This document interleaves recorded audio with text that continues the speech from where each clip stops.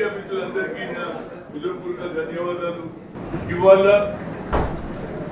ఏదైతే రేవంత్ రెడ్డి నాయకత్వంలో రాహుల్ గాంధీ ఆశీర్వాదంతో ఏదైతే ఎన్నికలు రాకముందు భారతదేశ జోడో యాత్ర మొదలుపెట్టినప్పుడు కర్ణాటక నుంచి తెలంగాణకు వచ్చినప్పుడు రాహుల్ గాంధీ గారికి అప్పటికే బడుగు బలైన వర్గాలను అట్టడున్న ప్రజానీకాన్ని వ్యవసాయం నిరుద్యోగులు అందరి బాధ తెలుసుకొని ఏమన్నాడంటే నేను ఇప్పటివరకు ఏమనుకున్నా అంటే ఎస్సీ ఎస్టీలకే అన్యాయం జరుగుతుంది కానీ వారికంటే ఎక్కువ ఓబీసీలు ఎక్కువ సంఖ్యలో ఉన్నటువంటి వారికి న్యాయం జరుగుతలేదు కనుక we come to the power will conduct caste wise census అంతటితో అదే గిట్టిన ఇచ్చేదారు according to their population their reservation fulfil అన్నాడు. సబ్కా సాత్ సబ్కా వికాస్ అని ఆయన చెప్తున్నాడు కానీ నరేంద్ర మోడీ గారు ఆయన ఓబీసీ ఉండి కూడా ఇప్పటి వరకు మాకు న్యాయం జరుగుతలేదు. 2030 ఏప్రిల్లో ఏమన్నాడు, మేము క్యాబినెట్ లో నిర్ణయం తీసుకున్నాం తప్పనిసరిగా క్యాస్ట్ వైజ్ సెన్సస్ చేస్తాను. ఇవాళ జనగణన జరుగుతుంది కానీ మా పేరే లేదు. కేవలం ఎస్సీ ఎస్టీ అంటే బాబాసాహెబ్ అంబేద్కర్ ఆనాడు ఆ రోజులలో బౌద్ధ దగ్గర ఉండే గుళ్ళకి అడిగలేదు కనుక అక్కలాని తల మీద వారికి రిజర్వేషన్ పర్మనెంట్ మాకు లేదు. మాకు 28% మండల్ కమిషన్ ఇచ్చినా ఇప్పటిదాకా అది ఫుల్ఫిల్ అవుతుంది. ఇప్పుడు రాహుల్ గాంధీకి మంచి ఆలోచన వచ్చింది కానీ నరేంద్ర మోడీ తనకు తానే మరి ఓబీసీ దేని వాళ్ళ నూనెదిస్తాడు కానీ నూనెదిస్తలేడు, మమ్మల్ని చూస్తలేడు. కాలంలో పెట్టినాడు ఏదైతే గజెట్ తీశారో కేంద్ర ప్రభుత్వం పంపించిన గజెట్లో 12వ నంబర్ మీద ఏమన్నాడు, ఎవరికి యజమాని అయితే ఎస్సీ ఉంటే ఎస్సీ పెట్టాలి, ఎస్టీ ఉంటే ఎస్టీ తీసుకోవాలని పక్క కాలం అదర్స్ అని పెట్టింది. అక్కడ ఓబీసీ అని పెట్టి పంచాయతీ లేదు కదా.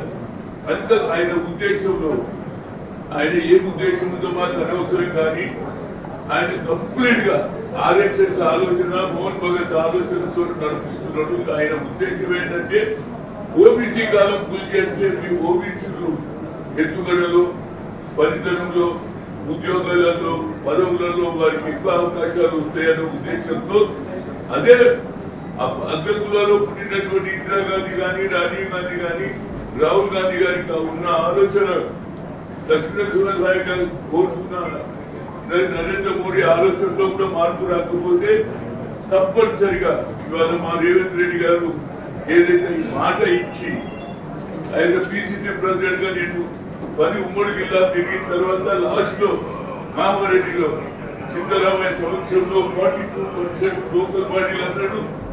ఇవాళ మాకు ఎన్ని వచ్చినాయి 52% మామూలు వచ్చింది.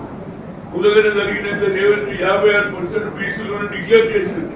మరి ఈడ కులగన లేదు, కేవలం హెచ్సి వాళ్ళదే అవుతుందంటే ఏ జ్యుడిషియరీ కూడా ఏమడుగుతుంది, వాట్ ఈజ్ యువర్ పాపులేషన్ అని అడుగుతుంది. ఓడు 42, ఓడు 22, 32 కరెక్ట్ గా ఏది 1931 లో అయినా సెన్సస్ ఇప్పుడు చేస్తుంటే న్యాయం చేయడం బాబు అంటే ఆయనకి ఎందుకేమో మా మీద కక్ష ఉన్నదా, లేకుంటే ఆయన ఓబీసీ నిజంగానే ఓబీసీ అయితే న్యాయం చేయాలి. కానీ అభ్యర్థులలో వాళ్ళు ఆలోచన చేస్తూ రేవంత్ రెడ్డి ఇంప్లిమెంట్ చేసిండు.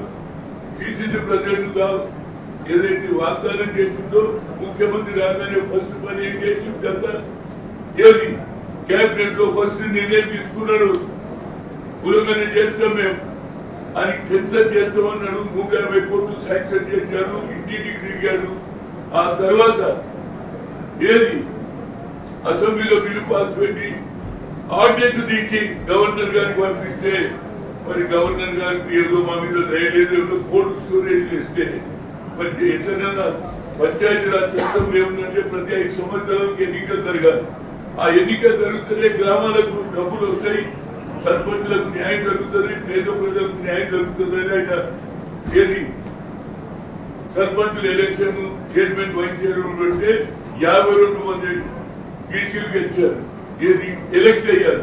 అదేవిధంగా చైర్మన్ వైస్ చైర్మన్ కూడా వేశారు. అంటే నా ఉద్దేశంలో అగ్రకులాలు ఉన్న వాళ్ళ ఆలోచనలో మార్పు వస్తుంది కానీ ఇవాళ బీజేపీలో కూడా బీసీ ఎంపీలు ఉన్నారు. మీరు ఎందుకు ధైర్యం చేస్తే బాబు అంటే మా ఓట్లతోనే కదా మీరు గెలిచేది.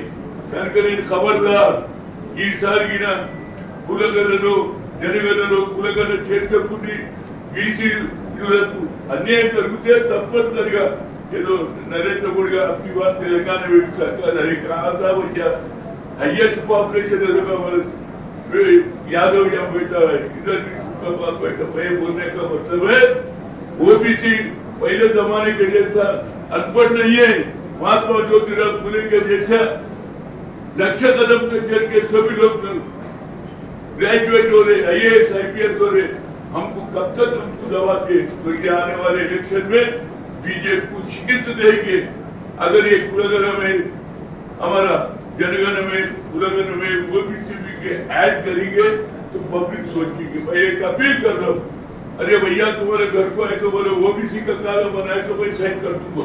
ओबीसी का कानून नहीं तो कहीं को करना नहीं। फिर 100 साल होता हमारे बच्चे पढ़ना नहीं, हमारे बच्चों की नौकरी करना नहीं, हमारे बच्चे MLA बनना नहीं, हमारे बच्चे MP बनना। तुम ही बनते क्या? आप 10% रिजर्वेशन रखिए, हम कुछ बोल रहे नहीं। EBC अपर क्लास में भी वीकर सेक्टर में जाता। अरे हमारे जुडिशरी भी बीच में आ जाती। IIT IIM में रिजर्वेशन में OBC MP के काम करे तो कल सुप्रीम कोर्ट डिले कर दी। But I went to the Sonia Gandhi madam एक ही बोला madam talent is not anybody's property ma'am God has given to everybody we should give opportunity.